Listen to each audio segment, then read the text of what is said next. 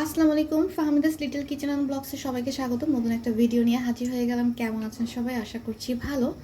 আজকে ছোট্ট একটা ভিডিও নিয়ে আসছি। সেটা হচ্ছে ইদানিং ভাইরাল একটা টপিক, সেটা হচ্ছে খাড়া মশলায় গরুর মাংস। তো খাড়া মশলায় কীভাবে গরুর মাংস রান্না করি, চলুন সেই রেসিপিটা দেখা যাক।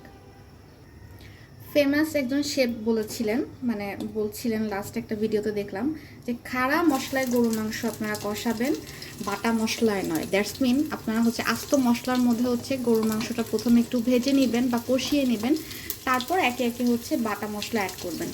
তো এই রেসিপিটা এভাবে মা অনেক দিন আগে থেকেই রান্না করে, আজকে নতুন না। আমার কাছে ব্যাপারটা একটু ভিন্ন লাগে, কারণ আমি এভাবে রান্না করি না। তো আজকে ভাবলাম যে আপনাদের মাঝে শেয়ার করি যে এভাবে রান্না করলেও খারাপ লাগে না। তবে সময় স্বল্পতার জন্য আমি হচ্ছে এটা প্রেশার কুকারে রান্না করছি। আপনাদের গ্যাস সাশ্রয় আর সময় থাকলে আপনারা হচ্ছে চুলাতেই করবেন। তো ঠিক আছে, গরম মশলাগুলো হচ্ছে প্রথমে একটু ভেজে নিব। পেঁয়াজটা খুব বেশি ব্রাউন করা লাগবে না, হালকা একটু ভাজা হলে এখানে আমি মাংসটা দিয়ে দিব। মাংসটা প্রথমে একটু হালকা করে ভেজে নেব তেলে। আর এর থেকে যে চর্বি এবং পানি গলবে, তাতেই রান্নাটা হয়ে যাবে। হলুদ দিয়ে দিব, লবণ দিয়ে দিব। আস্ত মশলার উপরে যখন আপনারা মাংসটা কষাবেন, তখন মাংসটার ভালো একটা ফ্লেভার আসবে।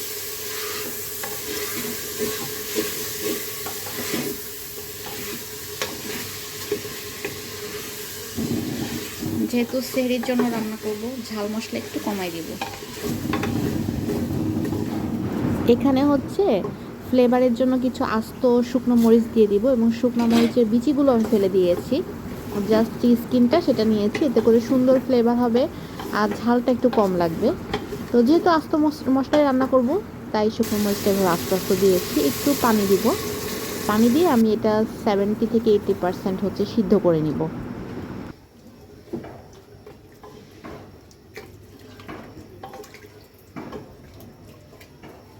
মাংস যখন অলমোস্ট সিদ্ধর পথে, ঠিক সেই সময় হচ্ছে আমি এখানে বাটা মশলা এবং গুঁড়ো মশলাগুলো অ্যাড করব। এখানে আমি আদা এবং রসুন ইকুয়াল নিয়েছি, যেমন 3 টেবিল চামচ, মানে 1.5 টেবিল চামচ আদা, 1.5 টেবিল চামচ রসুন।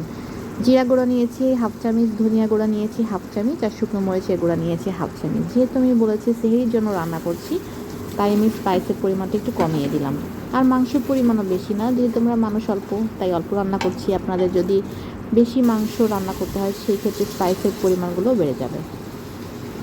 একটু পানি দিব মশলাটা কষানোর জন্য, ব্যাস রান্না বান্না মোটামুটি দেওয়া শেষ, কমপ্লিট।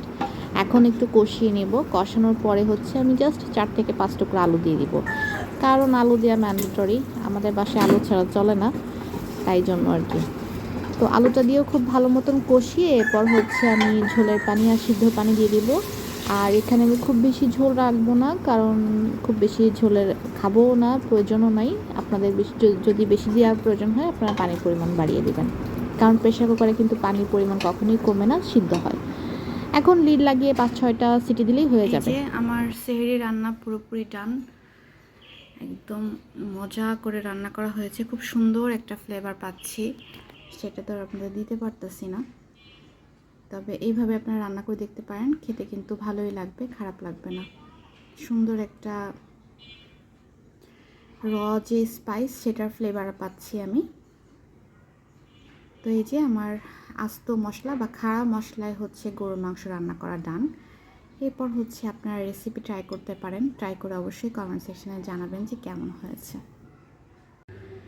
লাস্ট মোমেন্টটা হচ্ছে একদম যেগুলো বাকি ছিল সেগুলোই কেনাকাটা করা হয়েছে, কারণ এগুলো আগে থেকে কিনে রাখলে তো আসলে ভালো থাকবে না, এই জন্য একদম 11th আওয়ারেই কেনা হয়েছে আর কি। তো দেখাই কি কি কিনেছি। এখানে হচ্ছে মটরশুঁটি নিয়েছি, এগুলো একটু বেছে রাখতে হবে। এখানে হচ্ছে শসা আছে, এরপর ধনিয়া পাতা, এরপর হচ্ছে বেগুনের জন্য বেগুন, এরপর হচ্ছে মুড়ি, এরপর হচ্ছে চিড়া, এরপর হচ্ছে খেজুর, আরও খেজুর, কাঁচামরিচ, এরপর শরবতের বেল, এরপর হচ্ছে ভুট্টা, আদা নিয়ে আসছে, এরপর হচ্ছে টমেটো নিয়ে আসছে ফ্রেশ একেবারে, এগুলো দেখে দেখে সস বানাইতে হবে। এরপর রসুন আছে, এগুলো হচ্ছে নিয়ে আসছে এমনি, আনতে হবে তাই।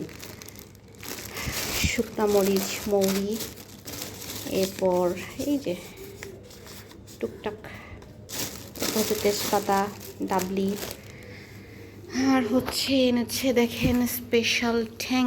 ট্যাং ট্যাং তো আসলে আমি খাই না, তবে বাসায় নাকি ওনারা খাবে, এই জগের জন্য মূলত ট্যাং নিয়ে আসছে। ভাবা যায় 50 টাকার জিনিসের জন্য আমরা টোটাল হচ্ছে ট্যাংটাই ধরে কিনে নিয়ে আসি। এই হচ্ছে আমার টুকটাক কমপ্লিট আলহামদুলিল্লাহ।